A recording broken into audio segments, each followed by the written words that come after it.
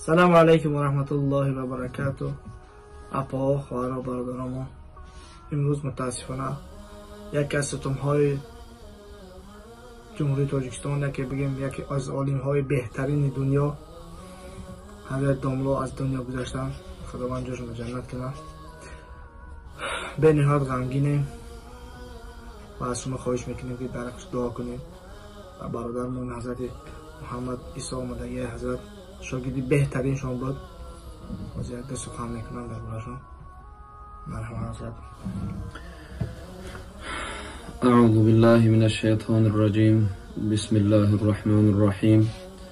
قال رب اشرح لي صدري ويسر لي امري واحلل عقدة من لساني يفقهوا قولي.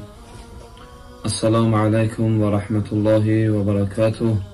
پدران و برادران و خواهران نهایت گرامی و ارزنده، امروز به همگان شما معلوم شد یکی از وارثان جناب رسول اکرم صلی الله علیه و سلم، یکی از خادمان دین، یکی از رهبران شریعت، داملا حکمت الله رحمهم الله، خداوند ایشان مغفرت کنه، استادمون بودن.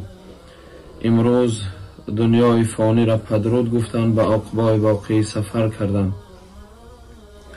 البته آلوده غم هستیم برادران عزیز و بنده عاجزانه از هر یکایک شما طلب و مطلوب دارم که در حق ایشان انشاءالله دعای خیری بفرمایید. خب ما پروردگار جل و علا در قرآن پاکش ما و شما را خاطر رسان میکند که استعیذ بالله کل نفس ذائقة الموت ثم الینا ترجعون. پروردگار رب العزت در قرآن پاک میفرماید که هر یک صاحب روح چشنده شراب مرگ است و ثم الینا ترجعون، و بازگشت ما به سوی پروردگار رب العزت است. در دیگر آیه الله پاک میگه انا لله و انا الیه راجعون. ما از جانب خدا هستیم، ما از سوی خداوند جل و علا هستیم و بازگشت ما به سوی خداست. اگر دنیا به کس پاینده می بود، محمد صلی الله علیه و سلم تا قیامت زنده می بود. برادران عزیز، متاسفانه این دنیا برای ما و شما موقتی است. در دنیا جناب رسول الله صلی الله علیه و سلم نموند، اصحاب کرام نموندن، تا به این روز حلقه و دسته عالمان آمدن دنیا را پدرود گفتن، چنانه که حضرت استاد علیه رحمه می گفتن در نصیحتاشون که رفتند و رویم، باز آیند و روند. همگان ما و شما از دنیا رفتنی هستیم. الله جل و علا در قرآن پاک می فرماید که استعیذ بالله کل من علیها فان و یبقى وجه ربک ذو الجلال و الاکرام. هر چیزی که در این دنیاست، در دار دنیاست، همه فنا شونده است، بجز من ذات به همتا بزرگ الله مهربان.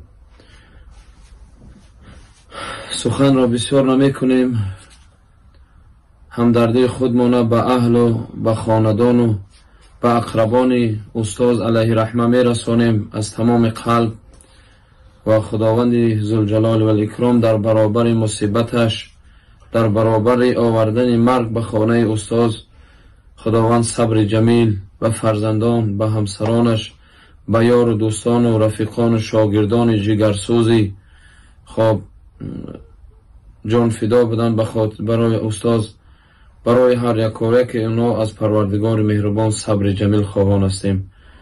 خب باقی در امان الله جل و علا باشید، با روزه و نماز و در حق حضرت استاد دعاگو باشید. و السلام علیکم و رحمت الله و برکاته. و صلی الله علی سیدنا و مولانا محمد و علی آله و اصحابه اجمعین برحمتک یا ارحم الراحمین. برادران اهل اسلام با دعا باشین. به نهایت غمگینیم. الله نگهبانتون باشه.